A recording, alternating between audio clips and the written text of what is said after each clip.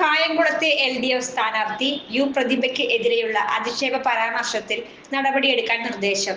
മുഖ്യ തിരഞ്ഞെടുപ്പ് ഓഫീസറാണ് ആലപ്പുഴ ജില്ലാ കളക്ടർക്ക് നിർദ്ദേശം നൽകിയത്.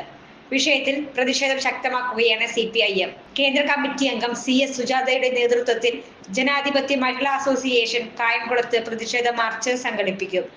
തിരഞ്ഞെടുപ്പിൽ വിഷയം പ്രചാരണായുധമാക്കാനാണ് LDF നീക്കം. വിവാദങ്ങൾക്ക് പിന്നാലെ മുസ്ലിം ലീഗിന്റെ പ്രാഥമിക അംഗത്വത്തിൽ നിന്ന് മണ്ഡലം പ്രസിഡന്റ് A ഇർഷാദിനെ സസ്പെൻഡ് ചെയ്തിരുന്നു. ഇർഷാദിനെതിരെ സ്വീകരിച്ച നടപടി ഉയർത്തിക്കാട്ടിയാണ് UDFന്റെ പ്രതിരോധം.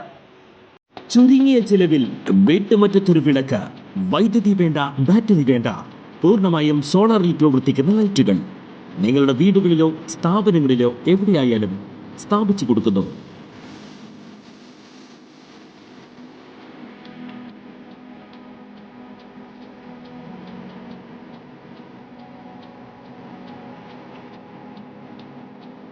ഹാർഡോൾ solar lights.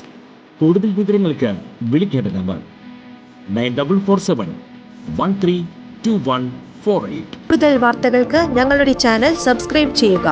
Facebook follow up ചെയ്യുക. വാർത്തകൾ വേഗത്തിലറിയാൻ Anytime News.